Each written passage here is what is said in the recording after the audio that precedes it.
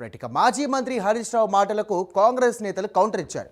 హరీష్ రావు నోటికి ఎంత వస్తే అంత మాట్లాడతారని ఇక అడ్లూరి లక్ష్మణ్ అన్నారు.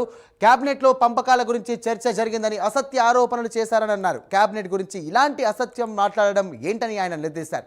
ఇక ఇలాంటి అసత్య ఆరోపణలు చేసినందుకు హరీష్ రావు తక్షణమే క్షమాపణలు చెప్పాలని ఈ సందర్భంగా డిమాండ్ చేశారు.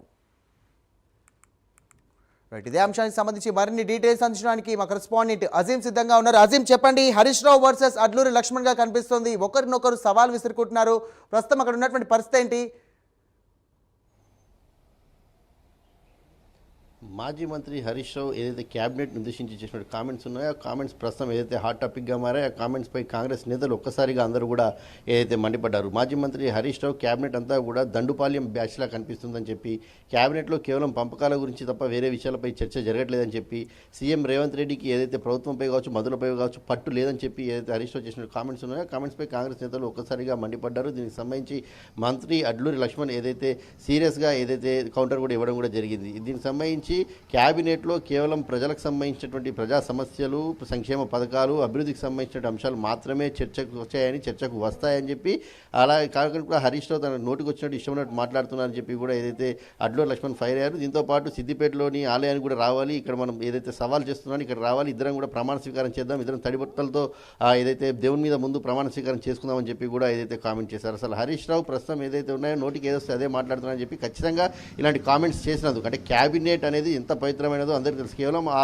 క్యాబినెట్లో చర్చించే అంశాలు కూడా ప్రజా సమస్యలకు సంబంధించి, ప్రజలకు సంబంధించి, అభివృద్ధి పథకాలకు సంబంధించి, సంక్షేమ పథకాలకు సంబంధించినటువంటి విషయాలే అక్కడ ప్రస్తావిస్తారని కూడా తెలుసు. గత 10 ఏళ్ళు కూడా ప్రభుత్వంలో ఉన్నారు, క్యాబినెట్లో ఉన్నారు, ఆ మాత్రం కూడా తెలియదు అనుకుంటూ కూడా ఏదైతే ఫైర్ అయ్యారు. సో దీనిపై వెంటనే ప్రజలకు క్షమాపణ చెప్పాలి. ఎందుకంటే ప్రజలను తప్పుదోవ పట్టించినట్టు వ్యాఖ్యలు హరీష్ రావు చేశారు కాబట్టి దీనిపై వెంటనే హరీష్ రావు క్షమాపణలు చెప్పాలన్నారు. ఈ రోజు ఏదైతే మినిస్టర్ క్వార్టర్స్లో మంత్రి అడ్లూరి లక్ష్మణ్ ఆధ్వర్యంలో దళిత నేతలకు సంబంధించినటువంటి వారందరూ కూడా ఏదైతే ఇక్కడ హాజరయ్యారు, మందుల శామ్యులు, వేముల వీరేశం, కవంపల్లి సత్యనారాయణ, నాగరాజు, అలాగే ఎంపీ అయినటువంటి అనిల్ కుమార్ యాదవ్, ఎమ్మెల్సీగా ఉన్నటువంటి అద్దంకి దయాకర్, బల్మూరు వెంకట్ అందరూ కూడా ఏదైతే సమావేశమై హరీష్ రావుపై తీవ్రమైన స్థాయిలో అందరూ కూడా ఫైర్ అయ్యారు. అదొక బందిపోట్ల పార్టీ, అది కేవలం ప్రజలు, తెలంగాణకు సంబంధించిన ప్రజల దగ్గర అందరూ కూడా ఏదైతే దోచుకున్నటువంటి పార్టీ, ఆ కుటుంబంలో 5 ఏదైతే దోచుకోవడంలో అందరూ కూడా చాలా ప్రాధాన్యత చెందినటువంటి వారు. సో వీరందరూ కూడా ఏదైతే దీంట్లో ఈ 5 ముఠాలో ఒకరు ఇప్పటికే బయటికి కూడా వెళ్ళిపోయారు. ఆమె అసలు ఎందుకు అరెస్ట్ చేశారు లిక్కర్ స్కామ్లో, అసలు ఆమెను ఎందుకు బయటికి పంపించారు, రెండు వ్యాఖ్యలకు ఏమైనా హరీష్ రావు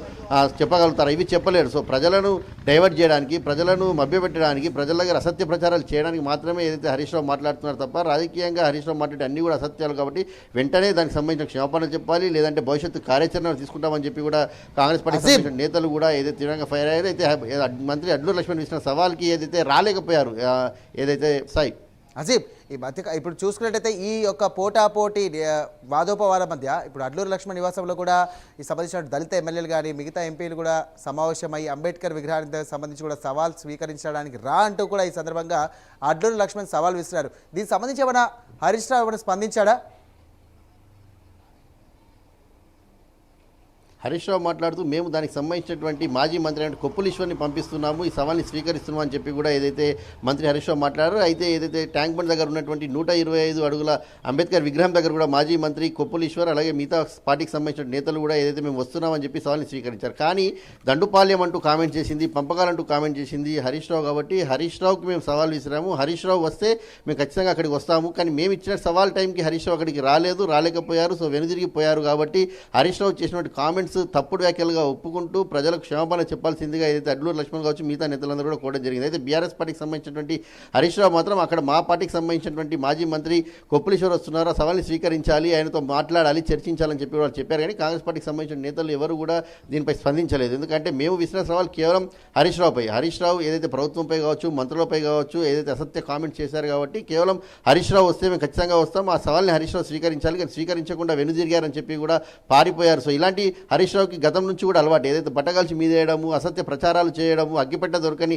హరీష్ రావు ఉద్యమంలో అని చెప్పి కూడా ఏదైతే అడ్లూరి లక్ష్మణ్ కూడా కామెంట్ చేశారు. సో ఓవరాల్గా హరీష్ రావు మాట్లాడిన మాటలు మాత్రం తీవ్రంగా ఖండిస్తున్నామని చెప్పి దాన్ని వెంటనే వెనక్కి తీసుకొని ప్రజలకు క్షమాపణ చెప్పాలని చెప్పి కూడా అందరి నేతలు కూడా మాట్లాడారు. అలాగే జూబ్లీహిల్స్ ఎన్నికల కోసమే హరీష్ రావు ఇలాంటి కామెంట్స్ చేస్తున్నారు. జూబ్లీహిల్స్లో ఇప్పుడు బీఆర్ఎస్ గెలిచే పరిస్థితి లేనందున ప్రజల్ని డైవర్ట్ చేయడానికి ఈ ఆటోలో వెళ్ళడం అంటే కూడా అంటే ఇన్నేళ్ల తర్వాత 10 ఏళ్ల తర్వాత ఆటోలు గుర్తొచ్చాయి. ఆ రోజు ఆటో కార్మికులు చనిపోయినప్పుడు కావచ్చు, వారి సమస్యలు ఉన్నప్పుడు కావచ్చు హరీష్ రావు ఏం చేశారు? సో ఇవన్నీ ప్రజలను డైవర్ట్ చేయడానికి, జూబ్లీహిల్స్ ఎన్నికలు సెంటిమెంట్ వాడడానికి, ప్రజలను రెచ్చగొట్టడానికి మాత్రమే హరీష్ రావు ఇలాంటి కామెంట్ చేస్తున్నారు. సో ఇలాంటి కామెంట్స్ చేయడం మానుకోవాలి, వెంటనే ప్రజలకు క్షమాపణ చెప్పాలి, లేదంటే మాత్రం ఖచ్చితంగా భవిష్యత్తు కార్యాచరణ హరీష్ రావుపై తీసుకుంటామని అయితే కాంగ్రెస్ నేతలు సీరియస్గా వార్నింగ్ ఇచ్చారు. Sai right, thank you Azeem.